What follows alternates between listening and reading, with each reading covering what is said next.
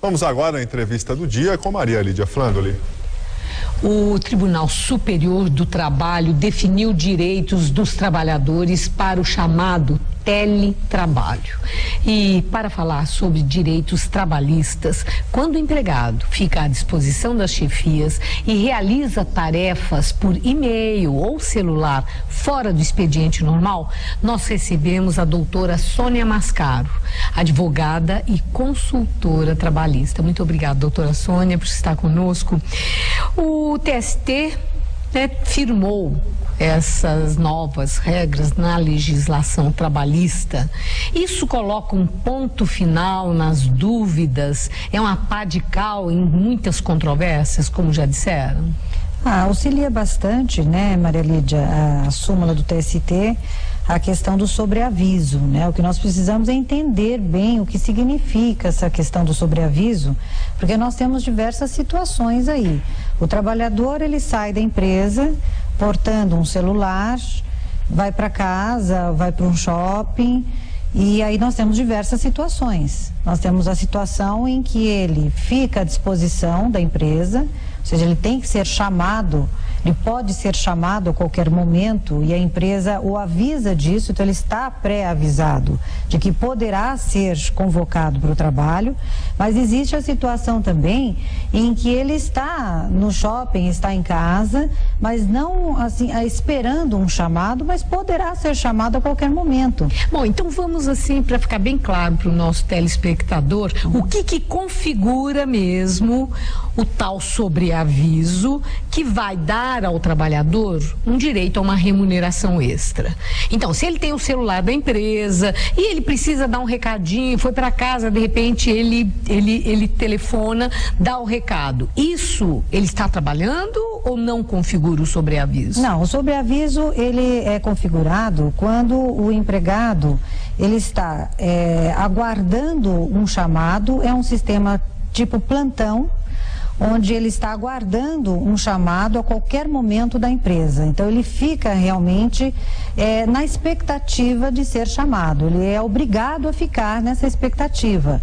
Né? Então, ele está trabalhando. Isso configura como um trabalho extra. Aguardar o chamado da empresa é trabalho. Mesmo que não aconteça. Mesmo que não aconteça. Então, nós conceituamos como trabalho, como tempo trabalhado, não somente aquele efetivamente executado, mas aquele em que nós estamos aguardando um chamado. Mas eu vi que há empresários preocupados, por exemplo, se fica registrado que ele deu vários telefonemas para a empresa, por qualquer razão. Ele tratou de assuntos e ligou para a empresa usando o celular. Ou se ele enviou e-mails sobre trabalho para a empresa, não foi avisado que está de plantão, de sobreaviso, mas acionou esses equipamentos que se usa demais para adiantar o serviço, digamos. Para isso há remuneração? Se ele foi chamado para trabalhar, mas ele não está de sobreaviso, ele não está de plantão, ele está livre, mas ele foi convocado para trabalhar e ele foi executar, ele forneceu o trabalho, esse tempo é considerado como tempo trabalhado. Porque ele executou o serviço. Quer dizer, ele não estava de sobreaviso de plantão, mas trabalhou à distância. Exatamente. É uma outra situação. Existem duas situações. A situação em que ele não está trabalhando, mas ele está aguardando ser chamado. E se ele está aguardando ser chamado, esse tempo é computado como tempo trabalhado. Por esse período, ele tem o direito de receber 1/3 sobre o salário hora dele. E tem a outra situação em que ele não está aguardando, ele está efetivamente trabalhando. Então, ele é chamado para executar e prestar o seu serviço. Mas e se partiu dele a iniciativa? Ele liga e fala com as pessoas que trabalham com ele, da equipe, passa uma série de orientações, ou seja, ele trabalha, mas partindo dele, ele não estava de sobreaviso e não foi convocado. Para isso tem remuneração? Se ele está prestando serviço, tem remuneração. Mas mesmo partindo dele? Vamos colocar uma situação... Ele não foi pedido o trabalho. Vamos colocar uma situação do empregado que ele está no final de semana na praia, mas ele resolveu olhar os e-mails dele e responder alguns e-mails, e ele, por livre e espontânea vontade, a iniciativa dele.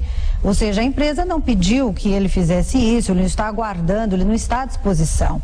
Ele simplesmente deu vontade dele fazer isso. Isso é um problema dele, porque foi uma iniciativa dele, trabalhador. Certo, isso não é remunerado? Não, isso é uma iniciativa dele. Esse não é tempo de trabalho. O tempo de trabalho é aquele onde ele recebe uma ordem de serviço, uma convocação do seu empregador, e ali ele responde essa convocação e trabalha efetivamente. Ou então, não recebe a convocação, mas recebe uma orientação e uma ordem para que fique aguardando que essa convocação seja feita. Ok, doutora Sônia, eu agradeço muito as suas informações. Uma boa noite.